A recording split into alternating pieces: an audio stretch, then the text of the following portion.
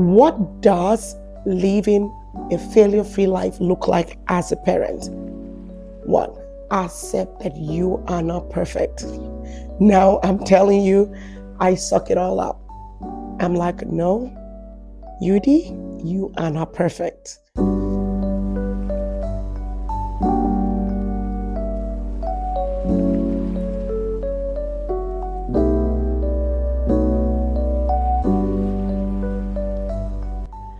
I can't count how many times as a parent that I've actually asked myself, am I good enough? Am I doing something good with my kids?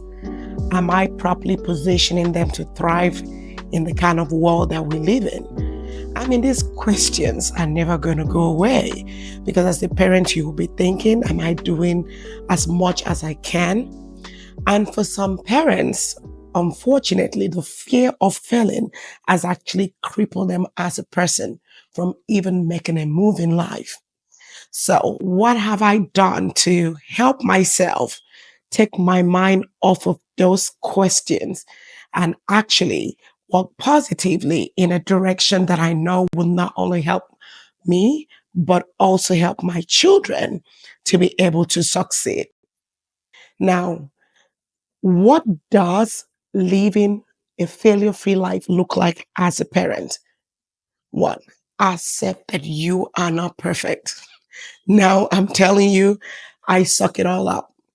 I'm like, no, Yudi, you are not perfect. Parenting is not a call to be perfect, as there's no such thing as a perfect parent. I mean, they don't exist. As awesome as I believe that my parents are, they're nowhere near perfection and they never will be perfect. So I don't expect myself and my husband to be perfect parents. However, one thing I'm sure we are doing every day is being willing to take a risk, willing to to go against all the odds and tell ourselves, okay, well, I want to keep moving in a positive direction so I can help my children. Which brings me to the second thing. As a parent, be willing to grow. Don't be stagnant.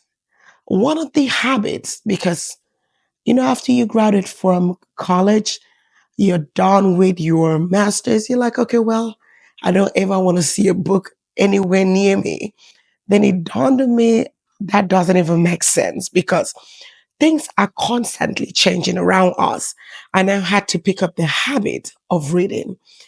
It doesn't come naturally. I mean, there's some people that they just wake up in the morning.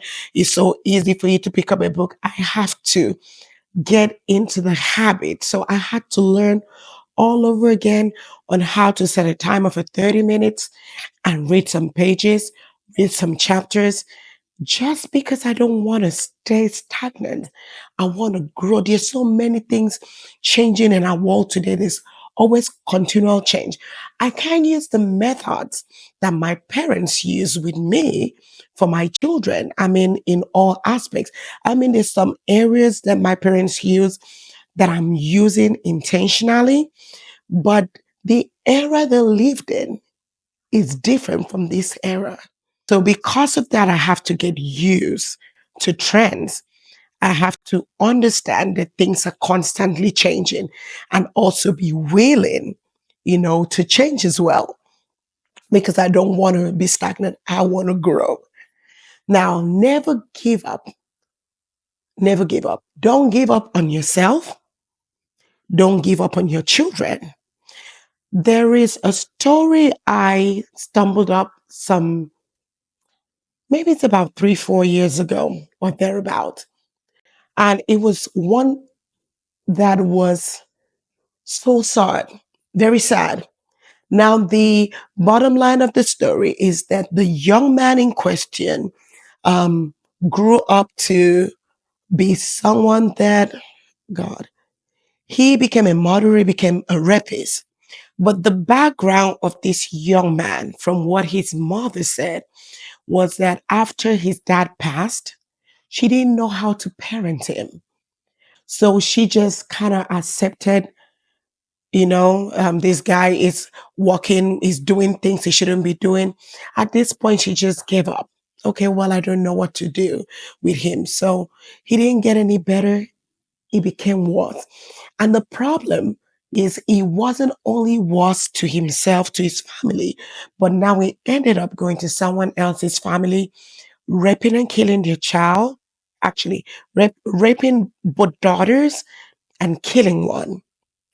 And maybe it would not have happened if certain corrections were made.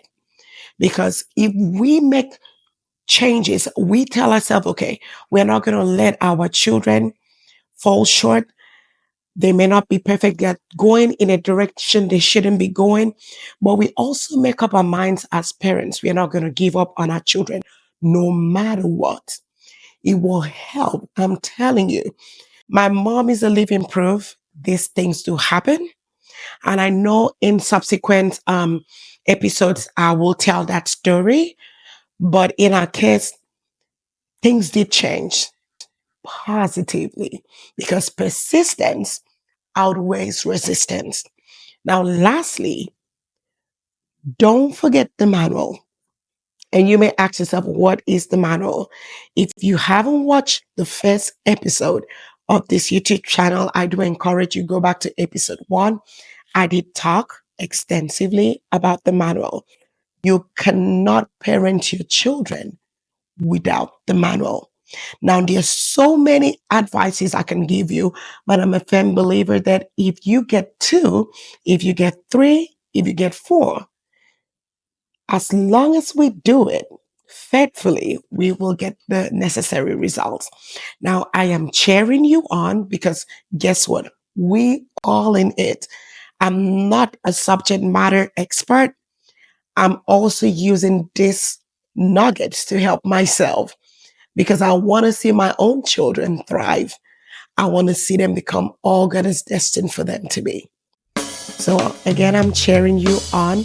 Let's make a difference, one family at a time. And again, this is your host, Yudi.